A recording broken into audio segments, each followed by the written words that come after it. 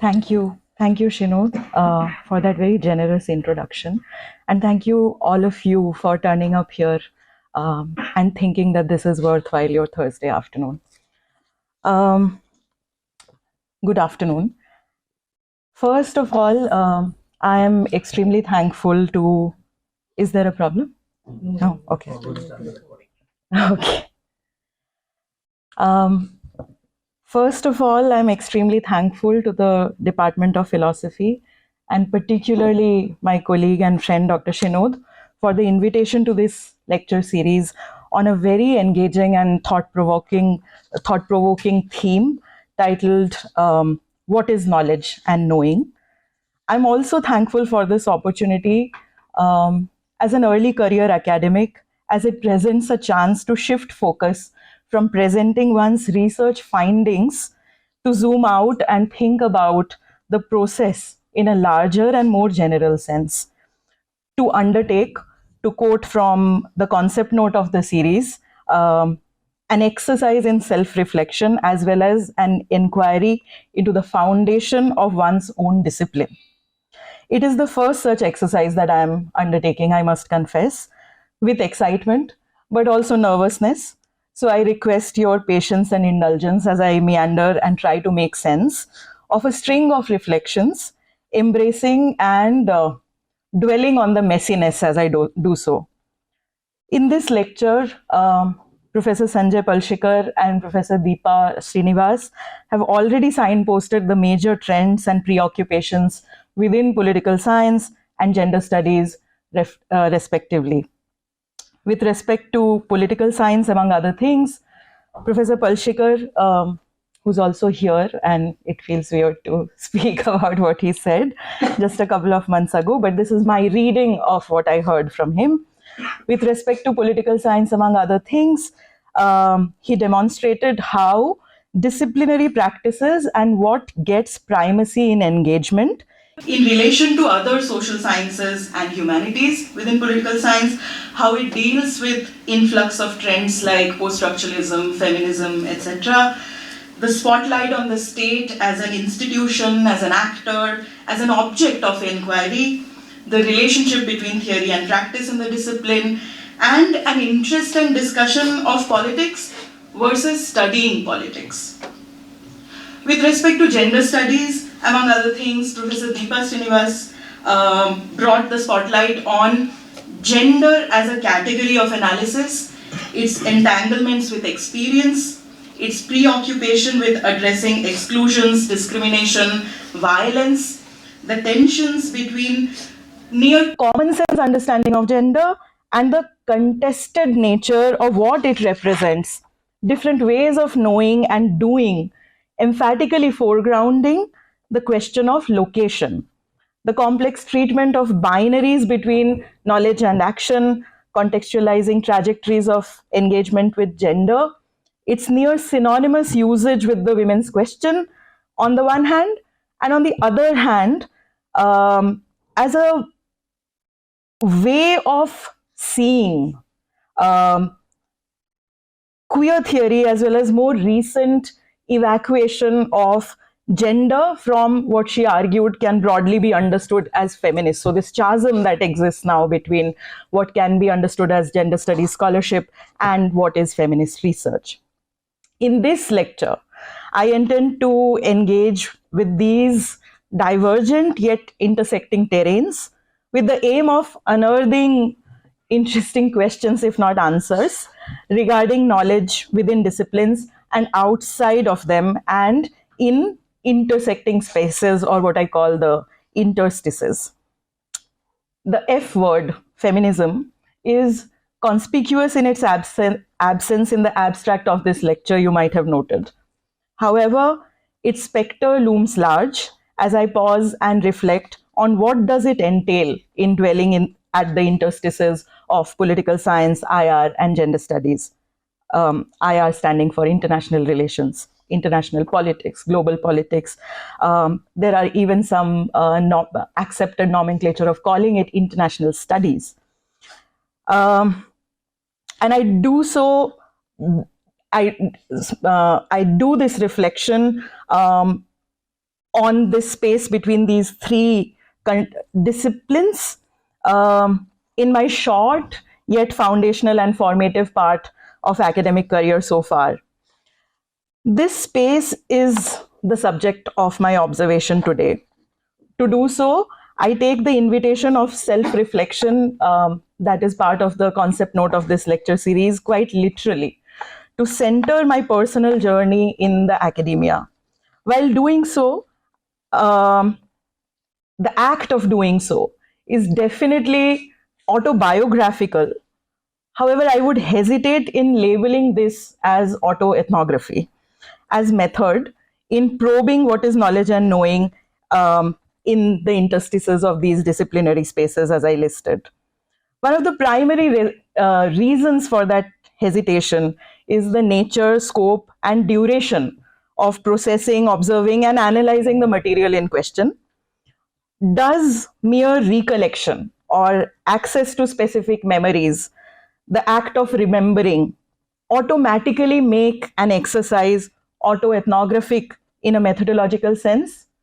I'm not sure. So with that, I would like to delve into the description of the material at hand, and I would try to do so by weaving in an analysis towards an argument that addresses the issues that I have raised in the abstract. Well, my parent discipline, in the sense of beginnings of higher education, has been political science, in the sense that that is the subject of my bachelor's degree. Right after school, however, where I studied science, that too physics, chemistry, mathematics, and biology. Now, this arrival at the doorsteps of political science was not really a quest for knowledge, but it had an instrumental value, and that instrumental value was towards the great Indian dream of an UPSC exam. However, it is another story why I never wrote that exam after all, and I will not go into that here, but it suffices for the discussions here that I chose not to.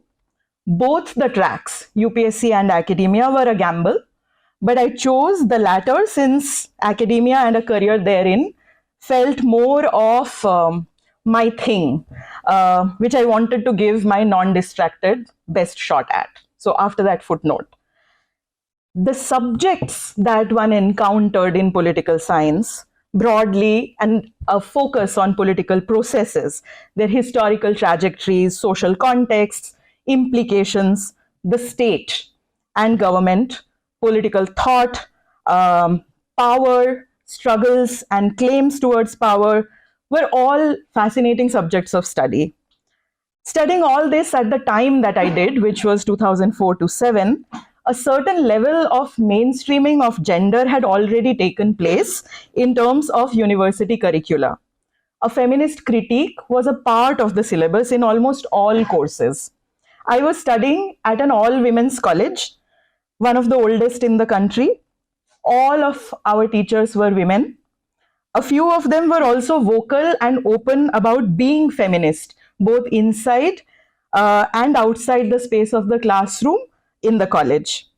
It was very appealing to me, primarily because it offered vocabulary to understand and make sense of several things I seemed to know from experience. Things that were troubling and unsettling about gendered social conditioning, discrimination, sexual violence. During this time, I also enrolled for 2 certificate courses on women's studies. One was an intensive 2-week program during one of the summer vacations, and the other was in the final year of graduation, a more leisurely 1-year part-time program anchored at another all-women's college in the campus where I was studying. Reading more about and jostling with the concept of patriarchy, the artificial public-private divide, the sex-gender distinction, all of these held great appeal for me, not just as tools of coping with understanding the world around me, but also as intellectual exercises. However, it was also very exhausting, very overwhelming. The exhilaration of the personal is political aside, the blurring of boundaries between personal and the professional, academic, or intellectual seemed deeply unsettling. Among the few courses at the undergraduate level that were away from the spectre of feminism and gender lens were international relations and foreign policy. Given that the syllabus, at least until that time, was mostly about the World Wars, Cold War, the Third World, or the at that time the non-existent Second World, the First World, American hegemony, interstate engagement, analysis of various landmark events in the world, diplomacy, to name a few of those themes. They seemed like arenas where a certain level of abstraction from individuals and their social condition was possible. That the international, the global, was a differently fascinating space. It seems that, at least to my younger self at that time, that a space of higher politics was possible, where there were things that transcended concerns of individuals. Well, that drove my choice for a MA program in politics with specialization in international relations. Within the very first week of classes, it was clear not just that it was a mistaken notion, but how way off the mark I was. Exposure to IR theory demonstrated that the view that seemed to occupy the mainstream is what is termed the levels of analysis question in international relations. And some of the sharpest critiques of such a view of IR come from, and no prizes for guessing, feminism. It was yet another unsettling journey to realize how futile the attempt at seeking an escape had been, but also how an engagement with that critique made its reappearance as a deeply engaging, stimulating, and even comforting exercise. Some work that had big influence were those of J. Ann Tickner, Cynthia Enloe, V. Spike Peterson, Anuradha Chenoy, Paula Banerjee, Swarna Rajagopalan, Asha Hans, to name just a few, and this is not an exhaustive list.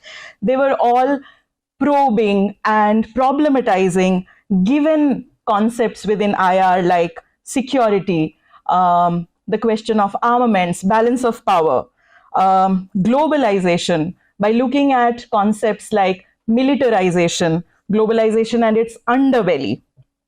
Ann Tickner, in the context of international relations, highlights that the contribution that feminist theory makes within IR is that it asks questions that are otherwise not asked. And the effort at seeking answers to those questions are not dependent on any one methodological orientation or any one basket of methods, so to say. And given the mainstream, or what these scholars call the male stream, seeks to militantly guard that separation between domestic and the international, it was very telling that one of Ann Tickner's article was titled, and this was in one of the foremost journals in the discipline, International Studies Quarterly, it was titled, "You Just Don't Understand, Troubled Engagements Between Feminists and IR Theorists."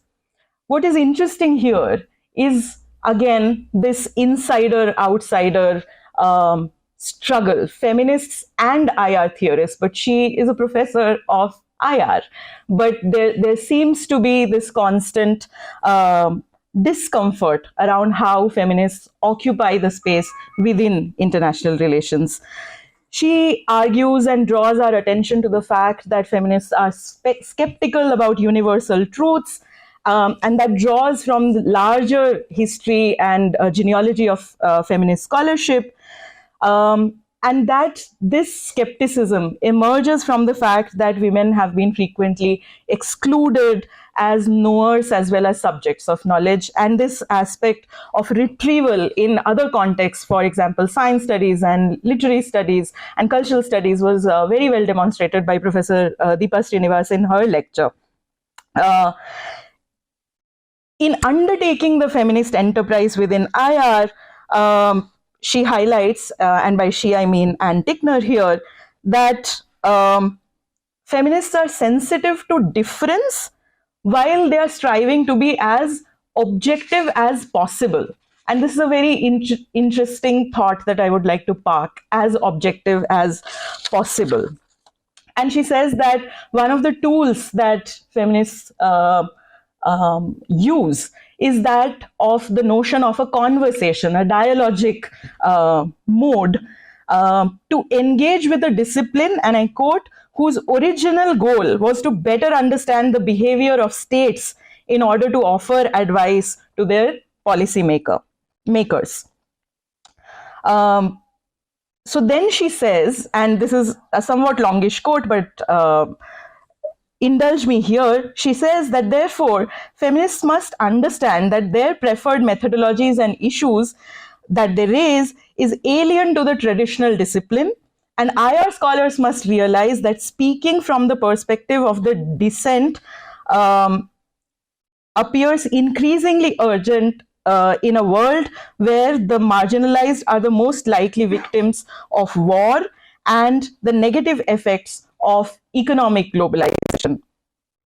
In one such effect of globalization, I found my research interest, which Shinod delineated in his very generous introduction. The phenomenon of commercial surrogacy and the way it unfolded and drew attention to processes that have been variously called reproductive tourism or transnational movement of people to seek intimate services, the idea of reproductive labor, etc.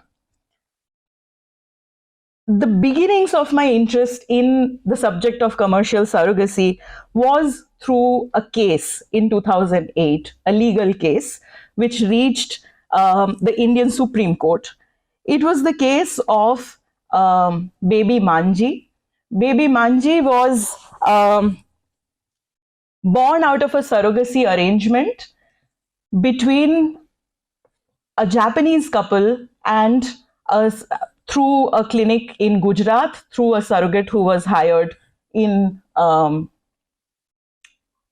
of the smaller cities of Gujarat.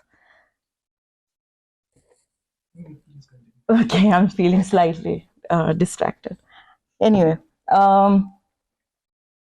so yeah, baby Manji was born out of a transnational surrogacy arrangement between a Japanese couple and a surrogate, a woman who acted as surrogate in Gujarat.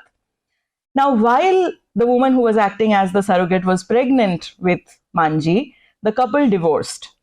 And the woman, it was a heterosexual couple, the wife gave away her rights of custody, saying she did not want to have anything to do with the child upon its birth because the child was not genetically linked to her. The couple had engaged or had used services of a oocyte donor. They had taken egg donor in that arrangement.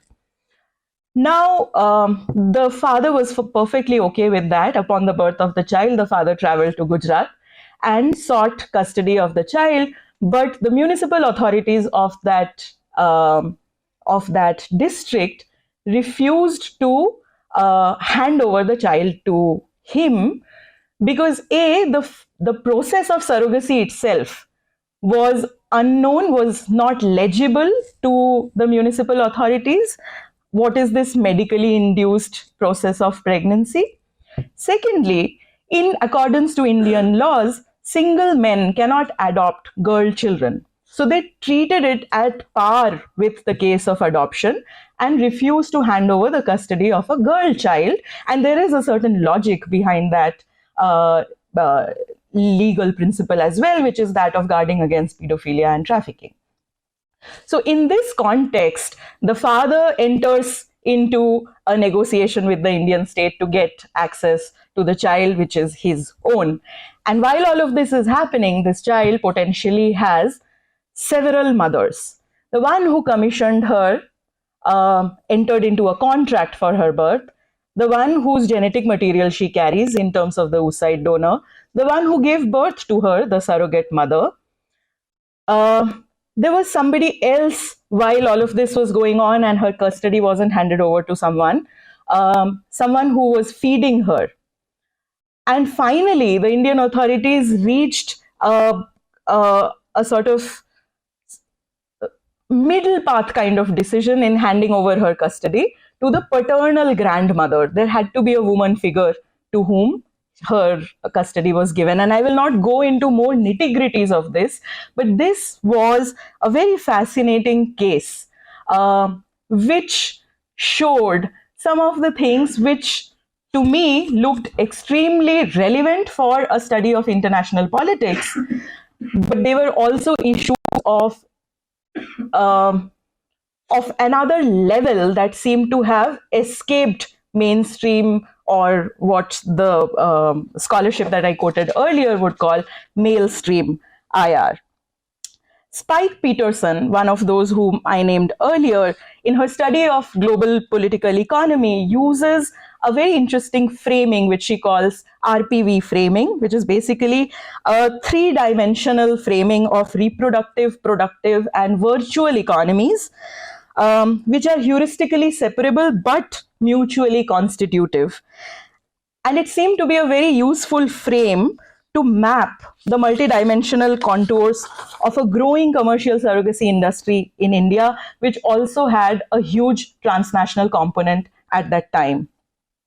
The object of my interest in this process were the experiences of different people who are involved, the actors, but also the institutions that were embroiled in it, notions of power and hierarchy, complexities of divergent legal regimes in various countries. Not all countries had permissive legal provisions, which was also one of the reasons why transnational surrogacy was gaining some traction, especially in terms of movement of people from Euro-American context to the global south. And India in no way was the only center at the time. There were also Thailand and later Cambodia, Laos, Nepal, and several other Eastern European countries also, which emerged later.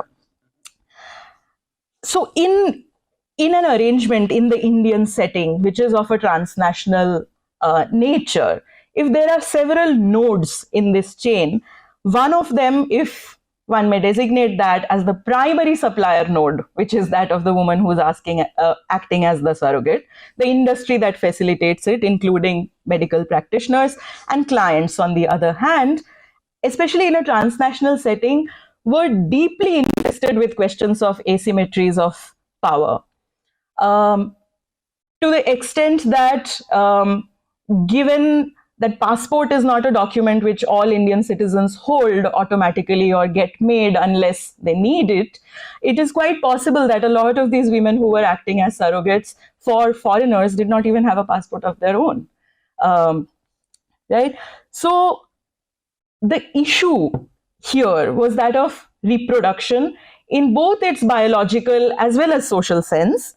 It was that of intimacy, and it seemed to exemplify how the personal is political can be extended to what Cynthia Enloe argued as the personal is international, and in turn the international is personal. Here, if I come back to the primary node here, which is of interest, which is the woman who is acting as the surrogate, she's the birth giver. Her experience, which seems to be located in the most vulnerable position in a in the chain that one may trace, the fact that it is women who are birth givers may also make this arguably a women's issue, right? This brings me back to the question of what is the subject matter or what is the focus that feminists have had. One of them is definitely that of focusing on women's issues.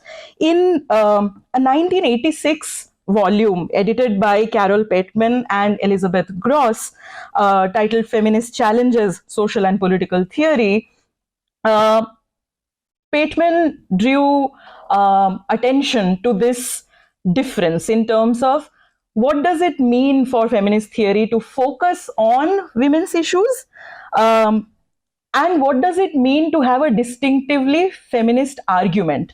Are they necessarily the same? Are women's issues merely additional problems to be investigated? Or, and I quote, they a focus on this, the quotation begins here, proceeds from a distinctive feminist theoretical standpoint, and so asks specific kinds of questions and uses particular forms of arguments. Even in discussions of feminist methodologies within IR, in yet another edited volume, this is a 2006 volume co-edited by Brooke Ackerley, Maria Stern, and Jackie True, they also seem to carry this point forward by saying that what makes research feminist, even within IR, is the research question, and not necessarily just the tool that is used. So they add on the question of a methodological standpoint to the IR question as well, in addition to how Tickner was talking about the difference between feminist and IR scholarship. Elizabeth Gross, in that same volume that she co-edited with Carol Pateman, also says that women's experience can be a starting point for the exercise of theory building. However, it is not the only the act of theory building has to proceed further from just recovery and retrieval of experience. That while feminist theory has also dealt with the question of a certain oppositional relationship between objectivity on the one hand and subjectivity, which is what experience is seemingly offering to the table, she says that they are not necessarily oppositional but can be woven in together, and feminist theory demonstrates the way, some of the ways in which that can be done. However, there is no unified or monolithic way in which women's experience can be unearthed. Indeed, a lot of water has flown under the bridge since 1986 to question the universal, even within feminist theory. The post-colonial standpoint within feminism, Black feminism, Dalit feminism have all shown the shaky grounds on which the woman stands when deployed as a category, bereft of the tensions with other markers of identity that they bear, be it geographic location, race, caste, class, sexuality, and so on. In another volume, which is interestingly titled Feminists Theorize the Political, co-edited by Judith Butler and Joanne Scott, in the introduction, the editors ask, what happens to experience, and I quote, when the subject is deconstructed and agency is redescribed? If feminist politics can no longer seek recourse to an unproblematized women's experience, what happens to the political goal of elaborating a set of positions in which women can recognize themselves? So the act of theory building, and this brings us back to the question of the relationship that feminist theory has between knowledge and action, knowing and doing, the political goal or the ends of the theory building exercise. And then they question that then who is the subject of this exercise? How do we understand some of these terms like reality or experience or agency? And I would draw your attention to another essay in this volume by Joanne Scott, where she talks about the question of experience. She argues that, and this is again a longish quotation, experience serves as a way of talking about what happened, of establishing difference and similarity, of claiming knowledge that is unassailable, focusing on processes of identity production, insisting on the discursive nature of experience and on the politics of its construction. Experience is at once always already an interpretation and is in need of interpretation. What counts as experience is neither self evident nor straightforward. It is always contested, always, therefore, political. End of quote. Now, given this dense kind of engagement about how to make sense of experience vis-a-vis theory, and experience being one of the ways in which I wanted to access the subject of my inquiry in the process that caught my attention and fascination as a researcher, with a specific project at hand, and also hopefully with an eye to finishing it on time, how does one actually execute this? The question of the tool then is important. Apart from the question of methodology, specific methods also become important. And in this sense, 2 or 3 things became an important important axes of engagement. And this is a slight seemingly clever word play on it, but the preoccupation with the spaces under consideration. What would be the site? So the act of citing in terms of SITING, SITES, sites. The act of seeing what I am going to observe in those sites in terms of SIGHT, citing, and also actually doing all of these together. Where the question of accessing the field, what happens to the self as one enters the field? How does one actually engage in an operational sense with the conversations and dialogues that would apparently add up to my enterprise of recovering experience or giving voice or highlighting the experience of people that I want to talk about? And particularly relevant in this context were 2 essays for me. One was Leela Abu Laghod's Fieldwork of a Dutiful Daughter, and the other was Leela Dubé's Woman's World, 3 Encounters. The people in the process that was under my analysis, the question that I was grappling was, how does one center them via experience? How does one access conversations or make observations?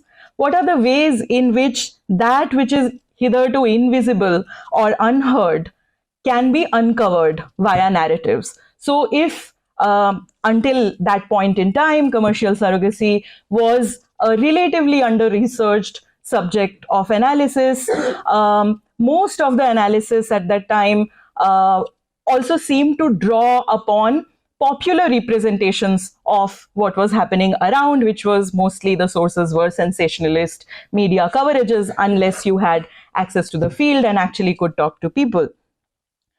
So this act of actually meeting people seemed to be one of the ways in which people's experiences, voices, or narratives could be unearthed.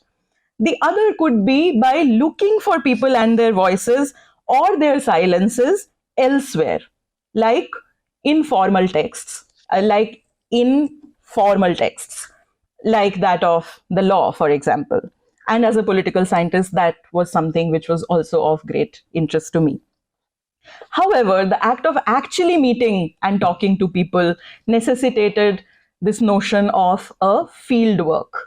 And how does one do field work? Professor Srinivas in her lecture also highlighted some of the ways in which the notion of field work can be critically thought about. What, after all, is the field where one is supposed to go? Is it really something which is out there?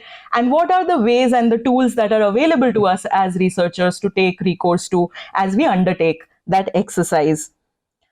What seemed to be on offer was the ethnographic method. Now, ethnographic method has its roots in the discipline of anthropology, particularly social anthropology. However, there has been an immense churning even within that discipline, in the sense that originally it was the study of others at a distant location. However, all that has been, and I will not delve into that aspect of the debate, but it is important to highlight here that all of that has been rethought and questioned to also incorporate ways in which the self can be foregrounded in this process, how such a study is undertaken, by whom, the question of subjectivity and representation have all been critical. The observation with or without participation in the everyday, the quotidian, over a long duration of time as a tool and technique have evolved in that context. As a feminist political scientist, I have been acutely aware of my lack of formal training in ethnographic methods.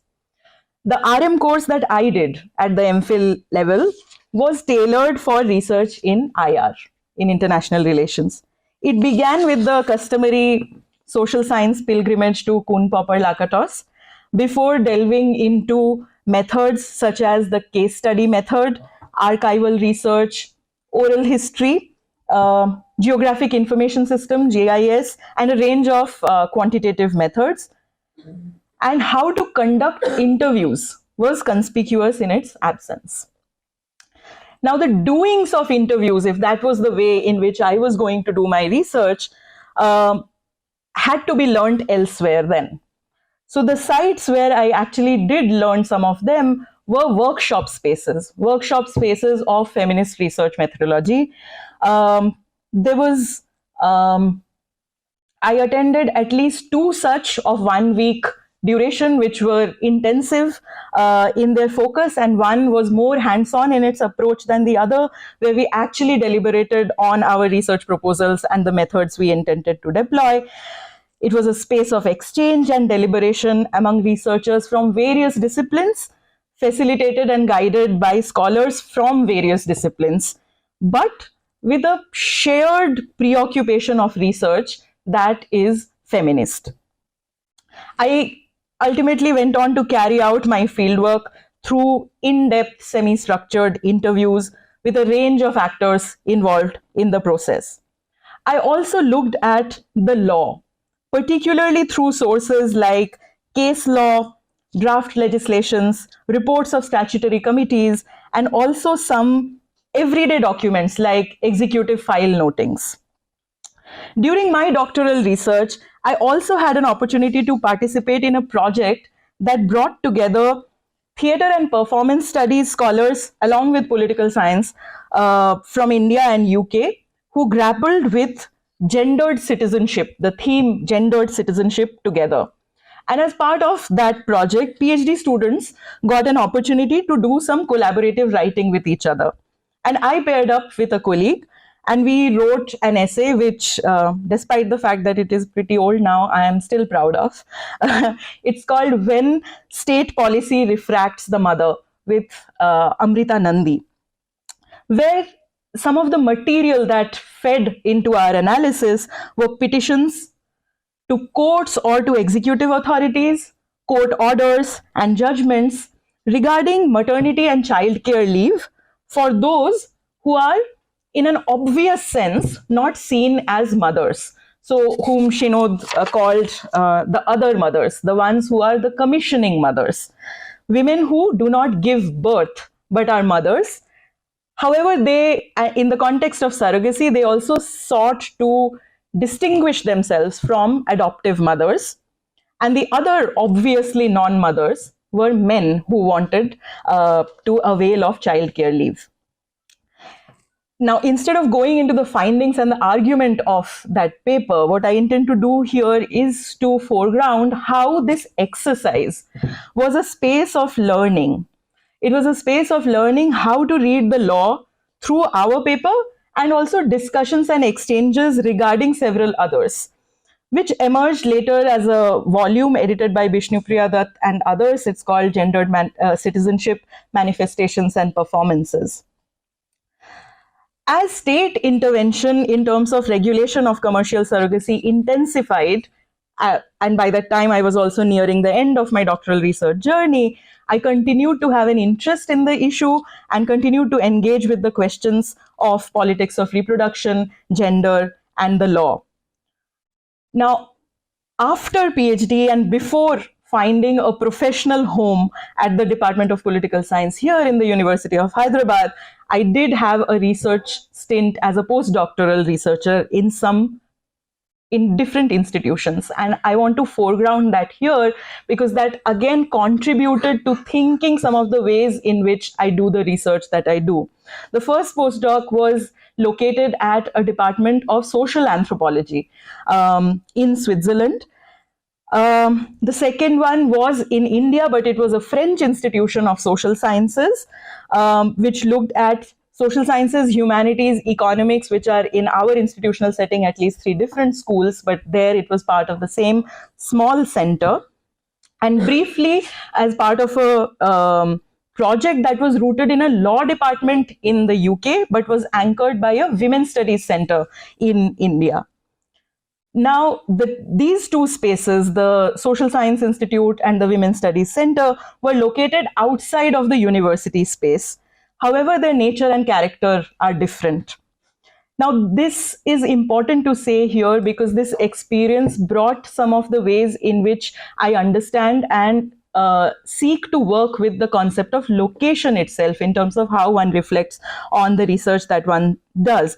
Vis-a-vis the subject of my research, women who acted as surrogates, their clients, the industry, but also on the other hand, the spectrum of varied academic contexts where I did this research, not just in terms of disciplines, but also geographic locations, and surrounded by people who were thinking and rethinking how these plural axes are to be accounted for, understood, and included in research via fieldwork.